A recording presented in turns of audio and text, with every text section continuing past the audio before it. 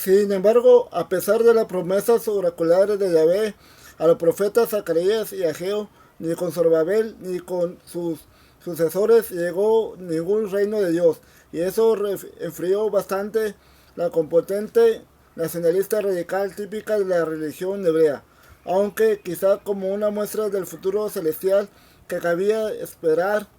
durante los 2 siglos que permanecieron bajo la dominación del imperio aquemenida, o sea, los persas, se consagró al clero como la máxima autoridad del país. El siglo siguiente, este es el siglo V antes de Cristo, ya no sería tiempo de profetas, sino de escribas, legisladores y sabios, es decir, de los burócratas que diseñaron el judaísmo. Ellos, no obstante, aún aparecieron profetas como Malaquías que alzaron su voz, aunque ahora lo hiciera contra los mismísimos sacerdotes que eran quienes detentaban el poder. Así, por ejemplo, Malaquías anunció de nuevo el día de Yahvé, pero él, a diferencia de sus antecesores, Amós o Sofonías, vio en ese escatológico día la ocasión para depurar el sacerdocio, para restablecer la alianza entre Dios y el clero, Malaquías 2:4, y para purgar a los hijos de Leví, Malaquías 3:3. El profeta Malaquías, de hecho, fue el primero que clamó en favor del advenimiento de un Mesías sacerdotal, y su demanda no estaba exenta de fundamento si tenemos presente que, debido al poder clerical nacido del exilio, el sumo sacerdote de Jerusalén era un cargo hereditario, y eso, como en el caso de la realeza, no garantizaba en absoluto el acceso de los mejores al cargo. Antes al contrario, ya que si leemos las antigüedades judías del historiador judío Flavio Josefo, veremos perfectamente que los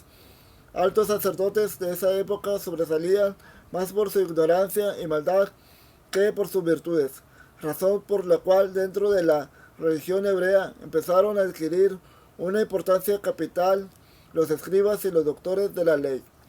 Podríamos seguir explorando del mismo modo que hemos venido haciendo hasta aquí el resto de los libros del Antiguo Testamento, ya de muchísima menos importancia que los vistos, y explayarnos, por ejemplo, en los paralelismos evidentes y sospechosos que presenta el libro de los Proverbios con las literaturas del tipo sapiencial de Egipto y Mesopotamia. La influencia del poema mesopotámico de Gilgamesh y de la filosofía griega, de las escuelas cínicas y epicúreas en el Eclesiastés, etc. Pero las nuevas evidencias no harían más que confirmar los trazos fundamentales ya mostrados, y a lo sumo harían demasiado farragoso un libro que solo pretende ser una reflexión básica. En este punto de la historia, y eso es lo notable a retener para el resto de este trabajo, la labor de arquitectura doctrinal de un puñado de pensadores religiosos, los profetas y los redactores de los textos bíblicos sacerdotales y deuteronómicos, ya había construido definitivamente unos cimientos que tendrían una doble función. Debajo de ellos se enterraría el taoísmo, y con él al Dios que adoraban los hebreos desde la época de los patriarcas. Por encima se construiría el modelo de Dios y de teología que dará nacimiento al judaísmo y a su hijo involuntario, el cristianismo. Refiriéndose al Lumen Propheticum, en la introducción general a la traducción de la Biblia de Nácar Columna, podemos leer que no ha querido Dios revelarse inmediatamente a todos y cada uno de los hombres, sino que algunos solamente que, como intermediarios entre Dios y el resto de los humanos, reciben de Él las divinas enseñanzas, y en su nombre y con su divina autoridad las transmitiesen a los demás. Por eso han sido llamados profetas o intérpretes de Dios, y en su nombre y con su divina autoridad transmiten las verdades sobrenaturales que sobrenaturalmente les dio Dios a conocer. Por haber sido hecha de este modo, se llama también la divina revelación, doctrina profética, principalmente la del Antiguo Testamento. Pues la del Nuevo Testamento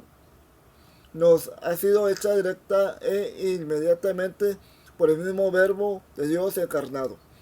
Las altísimas palabras con las que la Iglesia Católica defiende y legitima a los profetas chocan, sin embargo, con la evidencia histórica y literaria de que los naví o profetas no fueron más que hombres de su tiempo, aunque algunos de ellos, eso sí,